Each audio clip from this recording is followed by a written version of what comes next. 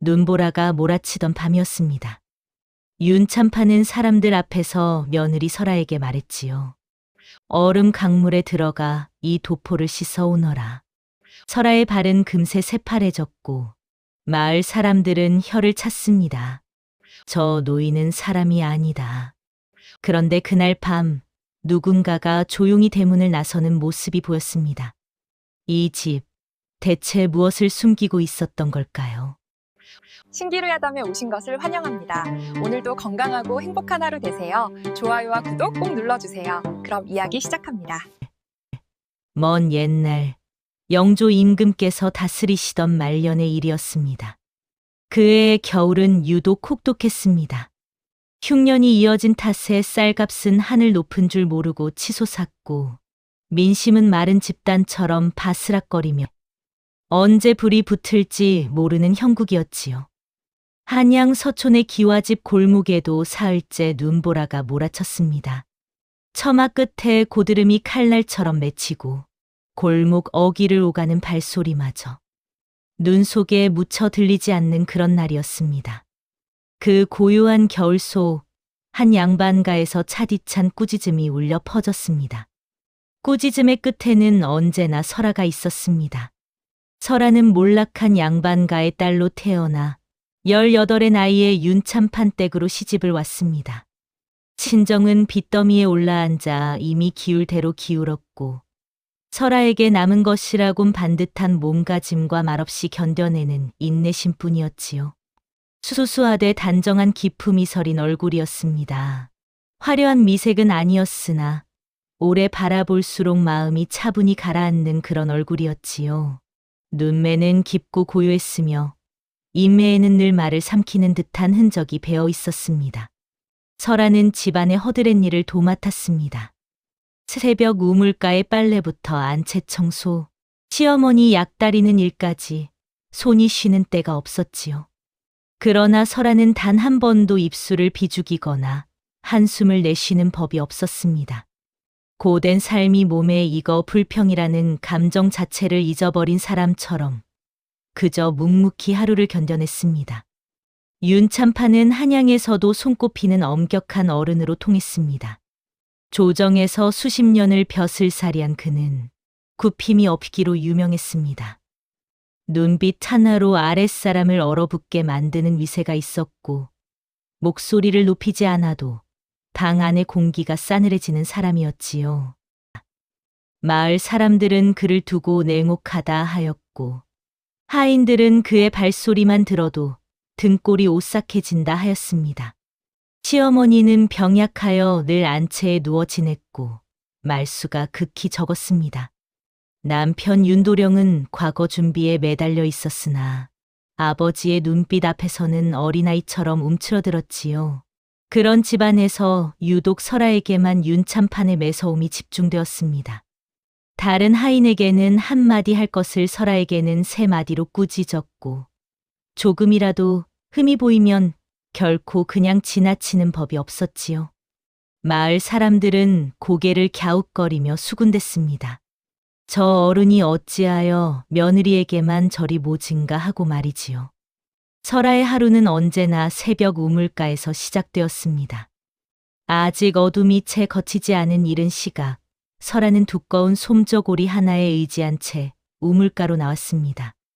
두레박을 내리면 차가운 물소리가 고요한 새벽을 갈랐고 그 물에 손을 담그는 순간 손가락 마디마디가 저려오는 것이 느껴졌지요. 그래도 설아는 멈추지 않았습니다.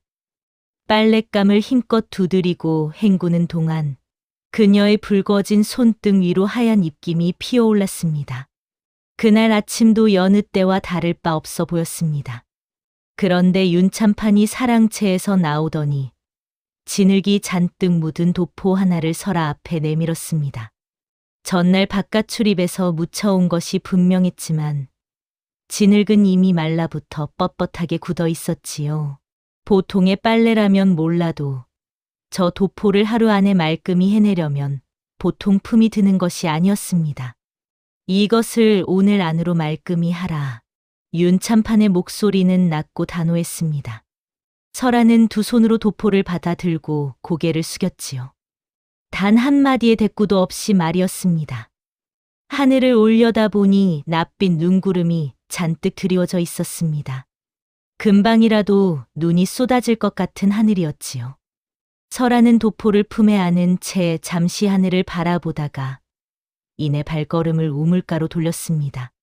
그녀의 표정에는 체념도 분노도 아닌 그저 깊고 잔잔한 고요함만이 담겨 있었습니다. 낮 동안 내리기 시작한 눈은 해가 질 무렵에는 어느새 눈보라로 변해 있었습니다. 골목을 휘감는 바람이 매섭게 울부짖었고 처마 밑 고드름은 바람에 흔들리며 서로 부딪혀 낭낭한 소리를 냈습니다. 하인들조차 방 안으로 숨어든 그 시각 윤참파는 설아를 사랑채로 불러들였습니다. 이 빨래를 강가에서 헹궈 오너라. 설아는 눈을 들어 윤참판을 바라보았습니다. 그 눈빛에는 어떠한 항변도 담겨 있지 않았지요. 그저 말없이 도포 보따리를 들고 마당으로 나섰습니다. 마침 골목 어귀에 모여있던 이웃 안악들이 그 광경을 목격했습니다. 그들은 입을 가리고 수군거렸습니다. 저 노인은 어찌 저리 모질까? 눈보라가 저리 치는데 며느리를 강가로 보내다니. 쯧쯧, 몰락한 집딸이라고 사람 취급을 저리 않는구먼. 설아는 그 수군거림을 등 뒤로 들으며 묵묵히 강가로 향했습니다. 눈발이 그녀의 뺨을 핥히었지만 설아는 고개를 들고 걸음을 멈추지 않았습니다. 강가에 다다랐을 때 설아는 잠시 멈춰 섰습니다. 강물은 살을 내는 듯 차가웠습니다. 눈보라가 수면 위로 몰아치며 물결을 일으켰고 강가에 갈 때는 바람에 꺾일 듯 휘청거렸지요. 저녁 어둠이 내려앉은 강가에는 설아 혼자였습니다. 사방이 온통 하얗게 지워져 가는 세상 속에서 설아만이 홀로 남겨진 듯한 기분이었습니다. 설아는 치마를 걷어 올리고 강물에 발을 들였습니다. 차가움이 발목을 타고 올라와 온몸을 꿰뚫는 듯했습니다. 그러나 설아는 이를 악물고 도포를 강물에 담갔습니다. 굳어붙은 진흙이 서서히 풀리도록 힘껏 주무르고 두드리기를 반복했지요. 손가락 감각이 사라지고 팔목까지 저려오는 것을 느끼면서도 설아는 멈추지 않았습니다. 얼마나 시간이 흘렀을까요? 도포는 마침내 눈이 시릴 만큼 하얗게 헹궈졌습니다. 설아는 도포를 들어 올리며 비틀거렸습니다. 다리에 힘이 풀려 강가 바위에 한쪽 무릎을 짚었지요. 그녀의 두 손은 이미 핏기가 가시고 손마디 곳곳에 실핏줄이 터져 붉은 빛이 배어나오고 있었습니다. 설아는 그 손을 물끄러미 내려다 보았습니다. 그리고 천천히 일어섰지요. 쓰러질 듯 흔들리는 몸을 추스르며 도포 보따리를 가슴에 꼭 안고 다시 걸음을 내딛었습니다. 눈보라는 더욱 거세졌지만 설아의 발걸음은 흔들리지 않았습니다. 강가에서 집으로 돌아오는 길은 멀고도 어두웠습니다. 눈보라가 길을 지워 버린 탓에 발 아래가 어디인지조차 분간하기 어려웠습니다. 설아는 도포 보따리를 꼭 안은 채 한 걸음 한 걸음 더듬어 나아갔지요. 바람이 귓가를 스칠 때마다 뼛속까지 한기가 파고들었습니다. 그때였습니다. 길 한켠 낡은 소나무 아래에 잿빛 장삼을 걸친 노승 하나가 서 있었습니다. 눈보라 속에서도 꼿꼿이 서 있는 그 모습이 마치 처음부터 거기 있었던 것처럼 자연스러웠지요. 노승은 설아를 바라보았습니다. 깊고 고요한 눈빛이었지만 그 안에 무언가 무거운 것이 담겨 있는 듯했습니다. 설아가 합장하며 목례를 하려는 순간 노승이 낮은 목소리로 중얼거렸습니다. 저 집엔 머지않아 피바람이 불겠구나. 설아는 발걸음을 멈추었습니다. 그 말이 어찌나 또렷하게 들렸던지 눈보라 소리조차 잠시 잦아드는 듯했지요. 스님, 지금 무엇라 하셨습니까? 설아가 돌아보았을 때 노승은 이미 자리에 없었습니다. 소나무 아래에는 발자국 하나 남아있지 않았지요. 마치 눈보라가 그를 통째로 지워 버린 것처럼 말이었습니다. 설아는 한동안 그 자리에 서서 소나무를 바라보았습니다. 가슴 한켠에 무언가 묵직한 것이 내려앉는 기분이었지요. 그러나 이내 고개를 가로젓고 다시 걸음을 재촉했습니다. 아직 도포를 갖다 드려야 했으니까요. 집으로 돌아온 설아는 윤참판 앞에 도포를 공손히 내려놓았습니다. 윤참판은 도포를 한번 훑어보고는 아무 말 없이 고개를 돌렸습니다. 칭찬도 꾸짖음도 없는 그 침묵이 어쩌면 그날 밤 가장 차가운 것이었습니다. 그날 밤부터 설아는 몸져 누웠습니다. 강물에 발을 담그고 눈보라 속을 오간 탓이었습니다. 새벽부터 오한이 오더니 낮이 되자 이마가 불덩이처럼 달아올랐지요. 몸종 춘희가 겁에 질린 얼굴로 시어머니께 달려가 고했고 시어머니는 안타까운 낯빛으로 윤참판을 찾았습니다. 날이 며느리가 고열로 쓰러졌사옵니다. 의원을 불러야 할 것 같사옵니다. 윤참판은 한동안 말이 없었습니다. 그러더니 낮고 단호하게 대답했습니다. 쓸데없는데 돈을 쓰지 마라. 시어머니는 더 이상 말을 잇지 못하고 물러났습니다. 소문은 금세 마을로 퍼졌습니다. 며느리가 눈보라 속에 강물에 들어갔다가 고열로 쓰러졌는데도 윤참판이 약 한 첩 허락하지 않는다는 것이었지요. 마을 안악들은 분통을 터뜨렸습니다. 저 어른은 사람이요, 돌이요? 며느리가 죽어나가도 눈 하나 깜짝 않겠구먼. 몰락한 집딸이라 사람으로도 안 보는 개지. 설아는 홀로 방 안에 누워 천장을 바라보았습니다. 온몸이 불에 데인 듯 쑤시고 아팠지만 그보다 더 시린 것은 고요하고 차가운 집 안의 공기였습니다. 그녀의 눈가에 아주 얇은 눈물 한 줄기가 흘렀다가 이내 사라졌습니다. 윤도령은 아버지 몰래 장에 다녀오겠다는 핑계를 대고 집을 나섰습니다. 마음속에는 이미 결심이 서 있었지요. 부인이 저리 아픈데 그냥 두고 볼 수만은 없었습니다. 아버지의 엄명이 두렵기는 했지만 그보다 병상에 누운 설아의 창백한 얼굴이 더욱 마음을 짓눌렀습니다. 그러나 골목 어귀를 막 돌아서려는 순간 윤참판의 목소리가 등 뒤를 가로막았습니다. 어디를 가느냐? 윤도령은 그 자리에서 굳어버렸습니다.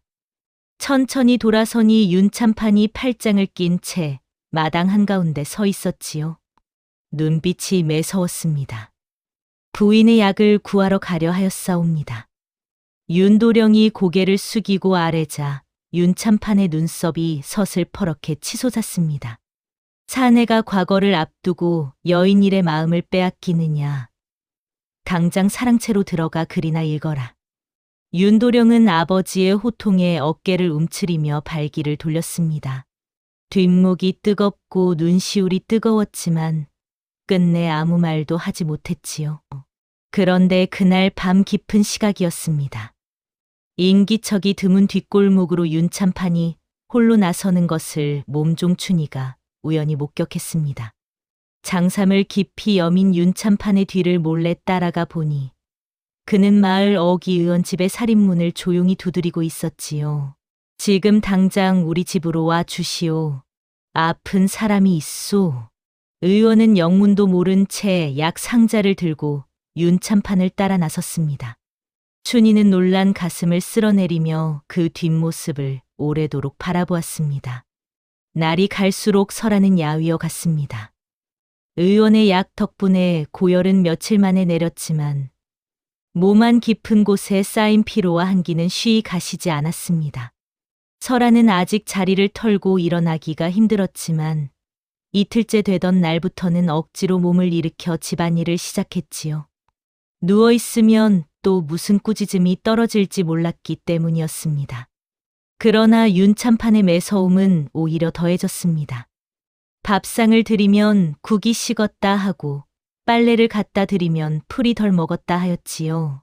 마당을 쓸면 한쪽 구석을 일부러 찾아내 나무랐고 안채에서 시어머니를 돌보는 것을 두고도 이러쿵저러쿵 트집을 잡았습니다. 설아는 그때마다 고개를 숙이고 예 한마디로 답할 뿐이었습니다. 마을에는 소문이 무성해졌습니다. 윤참판 댁에서 며느리를 내쫓으려 하는 게 분명하다. 일부러 구박하여 스스로 나가게 만들려는 수작이지. 저리 고운 심성을 가진 낭자가 무슨 죄가 있다고. 안악들은 우물가에서 만날 때마다 설아의 손을 붙잡고 안타까워했습니다. 설아는 그들에게 늘 옅은 미소를 지어 보이며 괜찮다 하였지만 혼자 있는 시간에는 그 미소가 흔들렸습니다. 어느 날 저녁 설아는 윤참판이 앉아 계신 사랑채 앞에 무릎을 꿇었습니다. 참마루의 이마가 닿도록 깊이 절을 올리고 설아는 떨리는 목소리로 아뢰었습니다. 아버님, 제 허물이 무엇이옵니까? 어디를 고쳐야 하는지 가르쳐 주시옵소서. 방 안에는 긴 침묵이 흘렀습니다. 촛불이 흔들렸지요. 윤참판은 설아를 내려다보다가 이윽고 말했습니다. 내 허물이 무엇인지는 내가 더 잘 알 것이야. 그것이 전부였습니다. 윤참판은 다시 책으로 눈을 돌렸고 설아는 대답 없는 물음을 가슴에 안은 채 일어섰습니다. 마루 끝에서 마당으로 내려서는 그녀의 발걸음은 조용했지만 그 어깨 위로 내려앉은 어둠은 유난히 짙었습니다. 그것은 아무도 예상하지 못한 선언이었습니다. 이른 아침 윤참판은 사랑채 마루에 홀로 앉아 마을 이장과 몇몇 이웃 어른들을 불러들였습니다. 그리고 그들이 자리를 잡자마자 아무런 전조도 없이 입을 열었습니다. 나는 이 며느리를 친정으로 돌려보낼 것이오. 마을 어른들이 술렁거렸습니다. 이장이 눈을 크게 뜨며 물었지요. 참판 날이 무슨 연유로 그리하시려 하옵니까? 며느리 낭자가 무슨 큰 허물이라도 저질렀사옵니까? 윤참판은 눈 하나 깜짝하지 않고 대답했습니다. 연유를 밝힐 필요는 없소. 내가 결정한 일이오. 소식은 삽시간에 마을 전체로 퍼졌습니다. 우물가에 모인 안악들은 입을 다물지 못했고 장터 어른들은 혀를 찼습니다. 결국 내쫓는구먼. 죄도 없는 며느리를. 저 어른 말년에 가서 복받겠나 모르겠네. 안채에서 소식을 들은 시어머니는 이불을 끌어안고 소리 없이 울었습니다. 윤도령은 아버지 방 앞에서 한참을 서성이다가 끝내 들어서지 못하고 발걸음을 돌렸지요. 설아는 몸종춘이에게 소식을 전해 들었습니다. 방 안에 홀로 앉아 잠시 눈을 감았습니다. 가슴이 무너지는 것 같았지요.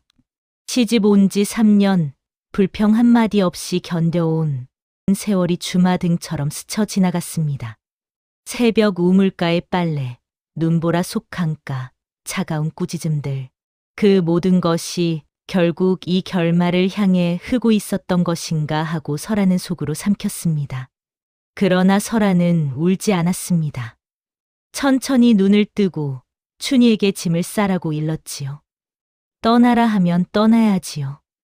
그것이 설아가 택할 수 있는 유일한 품이었습니다. 짐은 많지 않았습니다. 설아가 시집 올 때 가져온 혼수 몇 가지와 손때 묻은 놀이개 하나, 그리고 어머니가 쥐어준 옥색 비녀가 전부였지요. 춘희가 눈물을 훔치며 보따리를 묶는 동안 설아는 방 안을 천천히 둘러보았습니다. 3년을 살아낸 공간이었지만 이상하게도 정이 든 흔적을 찾기가 어려웠습니다. 마차가 문 앞에 대기하고 있다는 전갈이 왔습니다. 설아는 시어머니께 마지막 작별 인사를 올렸습니다. 시어머니는 설아의 손을 꼭 쥐고 한동안 말을 잇지 못했지요. 그 손이 어찌나 떨렸던지 설아는 오히려 시어머니를 달래며 천천히 손을 풀었습니다. 마님, 부디 옥체 보전하시옵소서. 윤도령은 마당 한켠에 서서 설아를 바라보았습니다. 눈이 붉게 충혈되어 있었지만 한마디도 하지 못했지요. 아버지의 눈이 자신을 향해 있다는 것을 알고 있었기 때문이었습니다. 윤참판은 대문 앞에 서 있었습니다. 설아가 고개를 숙여 마지막 절을 올리려는 순간 윤참판이 무뚝뚝하게 빨래 보따리 하나를 내밀었습니다. 가져가거라. 내 빨래 솜씨가 아깝구나. 설아는 영문도 모른 채 그 보따리를 받아 들었습니다. 묵직한 것이 안에 들어있는 것이 느껴졌지요. 그러나 그 자리에서 열어볼 수는 없었습니다. 설아는 다시 한번 고개를 숙이고 마차에 올랐습니다. 마차가 서촌 골목을 빠져나가는 동안 설아는 무릎 위에 올려놓은 보따리를 물끄러미 바라보았습니다. 무언가 이상했습니다. 윤참판이 빨래 보따리를 직접 건넨다는 것이 도무지 그 어른답지 않았지요. 설아가 조심스럽게 보따리를 풀었을 때 빨래 사이에서 봉투 하나가 나왔습니다. 두꺼운 한지에 단단히 봉해진 봉투였지요. 설아는 손이 떨리는 것을 느끼며 봉투를 열었습니다. 안에는 2장의 문서가 있었습니다. 하나는 토지 문서였고 다른 하나는 노비 면천 문서였습니다.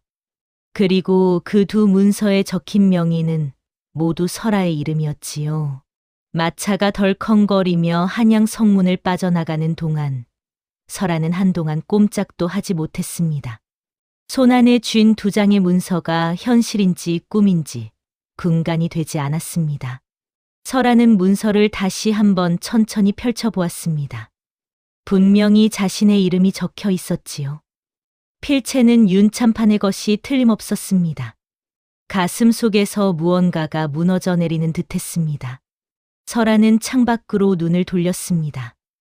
눈 덮인 들판이 끝없이 펼쳐져 있었지요.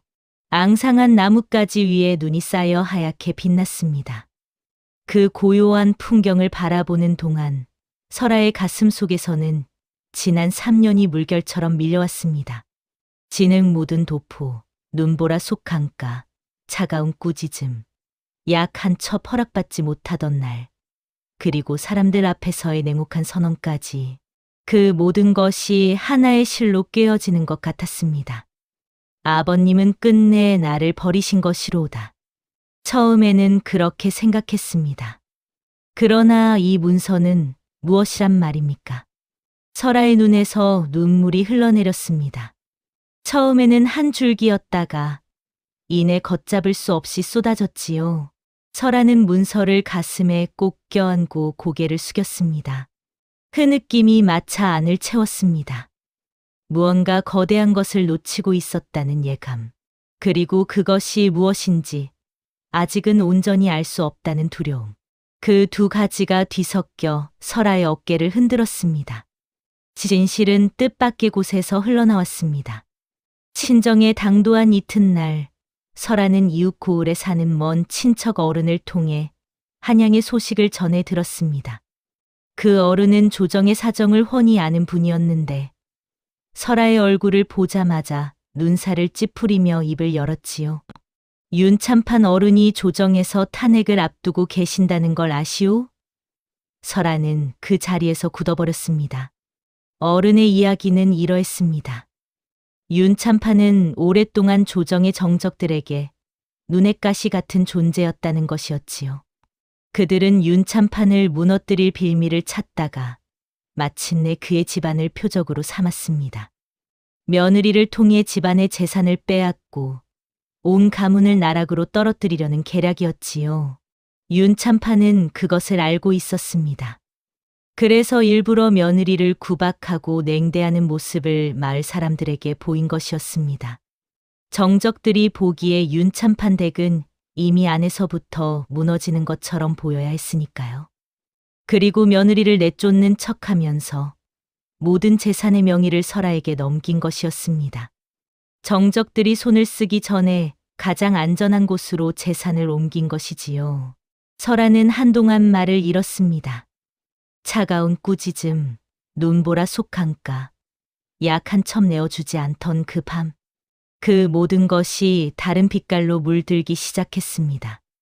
탄핵의 서슬은 빠르고 매서웠습니다.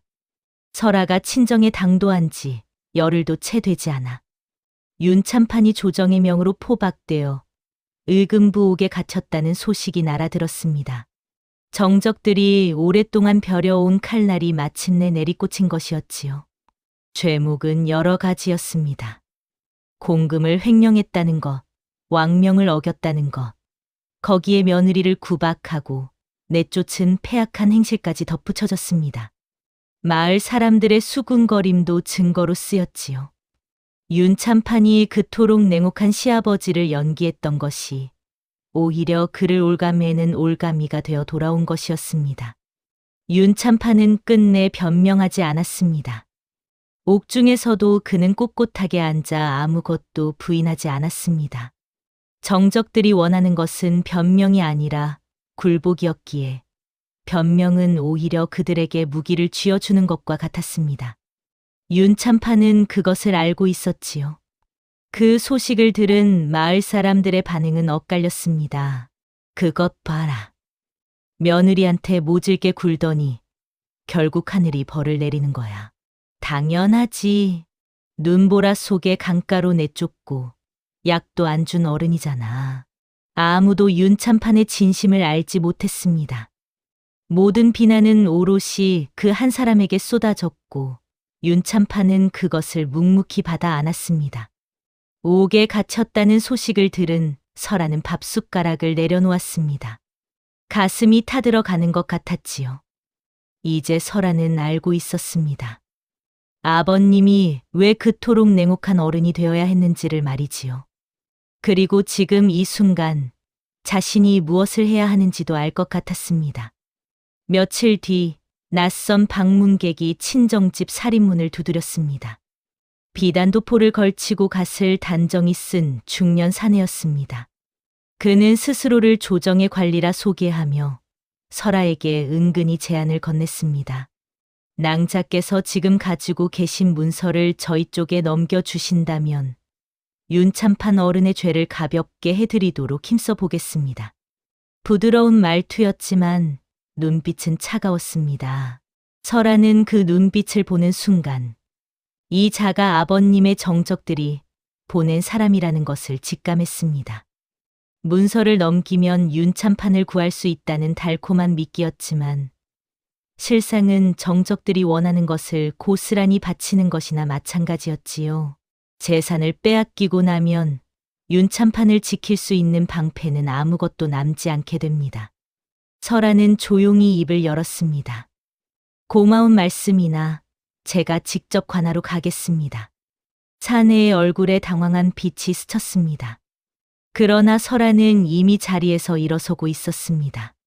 설아가 관아 문을 두드린 것은 이른 아침이었습니다. 찬바람이 옷깃을 파고드는 날이었지요. 설아는 두 손으로 문서를 가슴에 꼭 안은 채 관아 마당에 홀로 섰습니다. 하인들이 수상한 눈빛으로 쳐다보았지만 설아는 흔들리지 않았습니다.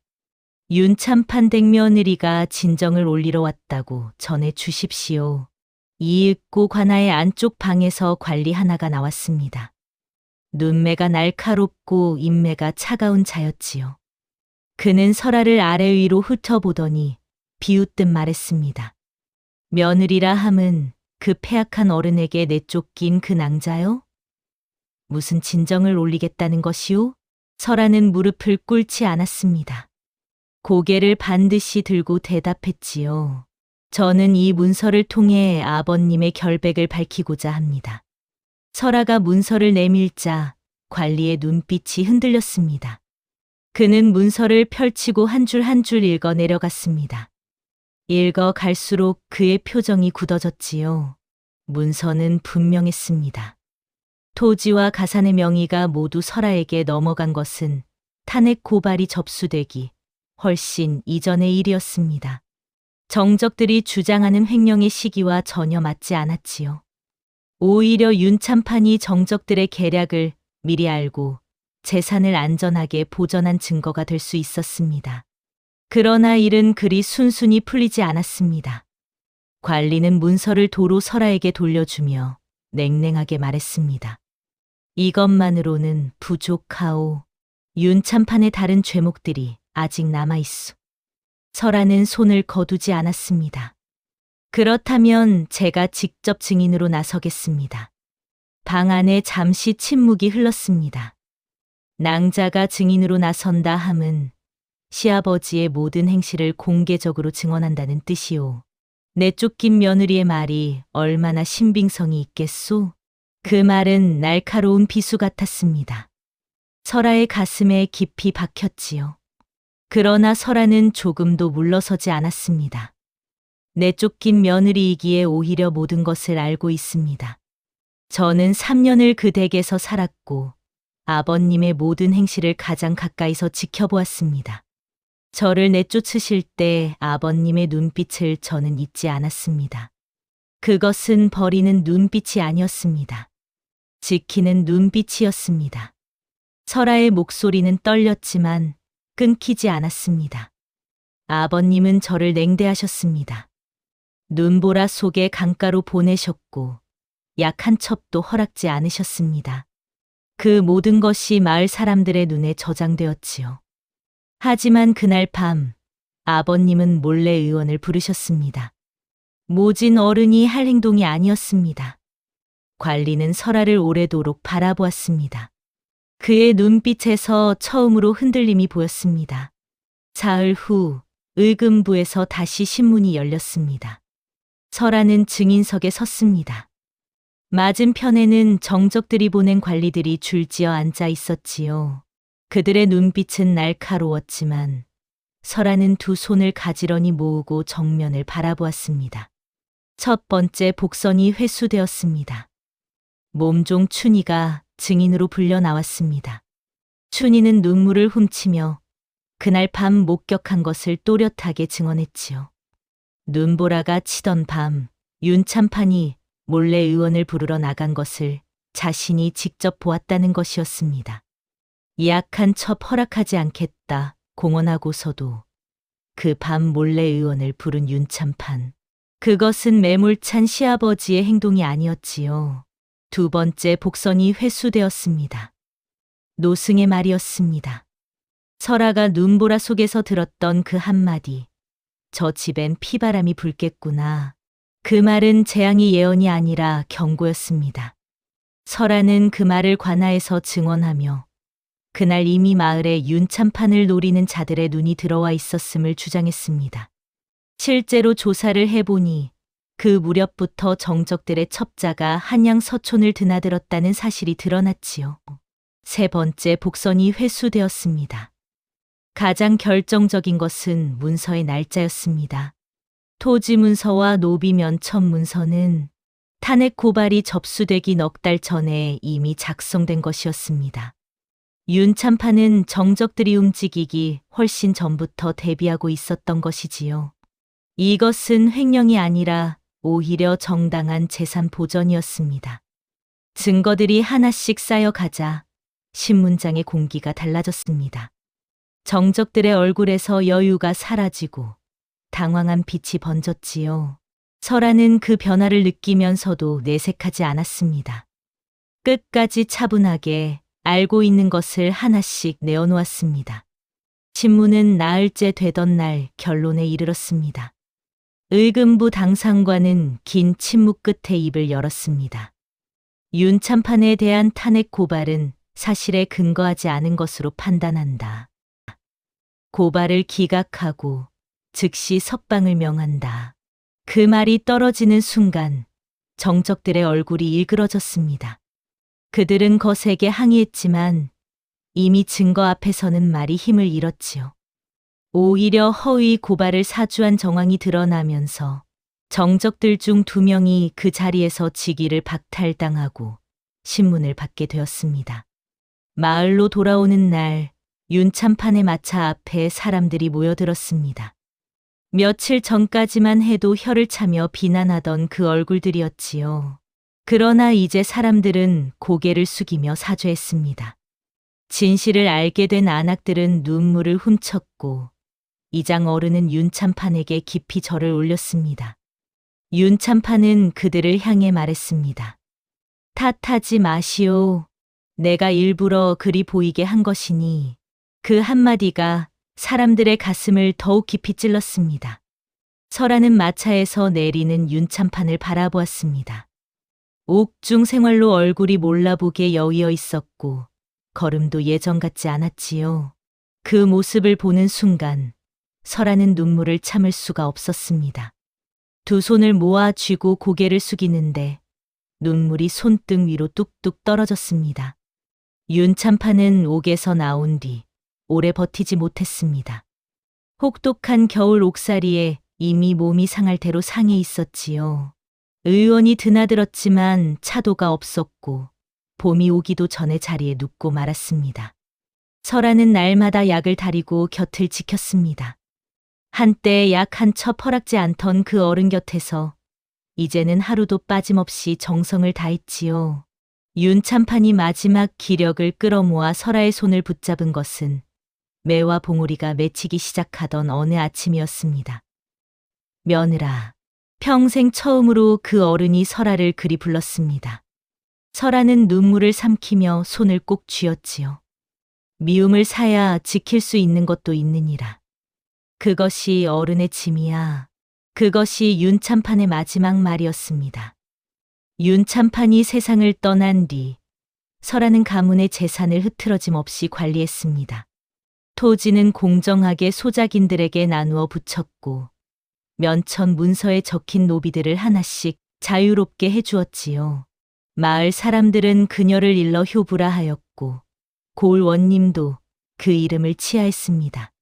첫눈이 내리던 날 설아는 홀로 강가로 나갔습니다. 손에는 낡은 도포 하나가 들려 있었습니다. 그날 밤 눈보라 속에서 차가운 강물에 헹궈낸 바로 그 도포였지요. 설아는 강물에 도포를 조심스럽게 띄우며 낮게 중얼거렸습니다. 진짜 어른은 미움을 감수합니다. 그것을 가르쳐 주셔서 감사합니다. 아버님. 도포는 강물을 타고 천천히 흘러갔습니다. 눈은 소리 없이 세상을 덮었고 강가에 갈 때는 바람에 조용히 흔들렸습니다. 그런 설아를 보듬어 주려는 듯 하늘에서 내리는 눈송이는 더욱 크고 부드러워졌습니다. 옛말에 이런 말이 있습니다. 진정한 사랑은 때로 냉혹한 얼굴을 하고 찾아온다고 말이지요. 윤참판의 차가운 꾸짖음과 눈보라 속 심부름은 모두 설아를 지키기 위한 방패였습니다. 그리고 설아는 그 방패의 무게를 온몸으로 받아냈지요. 사랑하기 때문에 미움을 자처하고 지키기 위해 차가워지는 것? 그것이야말로 말없이 짊어지는 어른의 마음입니다. 다음 영상을 빠르게 만나보시려면 좋아요와 구독을 눌러주세요. 그럼 더 재미있는 영상으로 찾아뵙겠습니다. 모두 행복한 하루 보내세요.